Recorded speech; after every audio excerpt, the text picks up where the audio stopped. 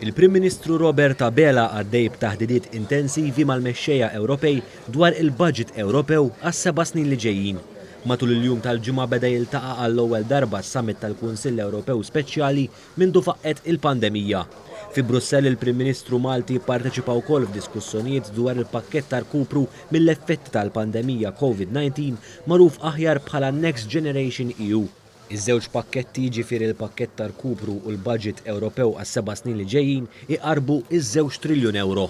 Id-diskussjonijiet bejn il-mexxejja Ewropej huma diffiċli ferm jekk mhux inkonklusivi hekk kif rapporti jindikaw li jista' jkun li sas-sibt ma jintlaħaqx qbil dwar id-differenzi li hemm.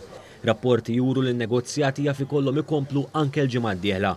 In-nuqqas ta' qbil bejn il-pajjiżi huma dwar l-ammonti li għandhom imorru għal kull pajjiż.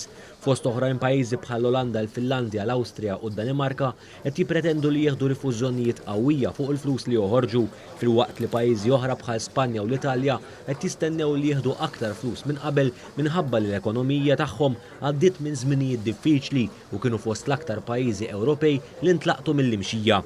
Skont rapporti pajjiżi bħal Spanja u l-Italja mistennija jkunu l-aktar pajjiżi li jibbenefikaw mill-fond ta' rkupru maħsub propju biex jagħmel tajjeb għal ħsara ekonomika li ħolqot l-imxija. Il-pożizzjoni ta' Malta hija waħda ċara, dik li l-ftehim aħħari jkun wieħed ġust u jaraf ir-realtà ta' Malta u d-dipendenza tagħha fuq it-turiżmu minkejja li fl-aħħar snin kellha tkabbir ekonomiku bla preċedent. Dwar dan il-Prim Ministru Robert Abela ftit tal-jiem ilu sostna li minkejja l-istatistika tinsab kontra pajjiżna ser ikun xorta waħda qed jaħdem b'saħħa sabiex inġibu l-akbar budget għal pajjiżna.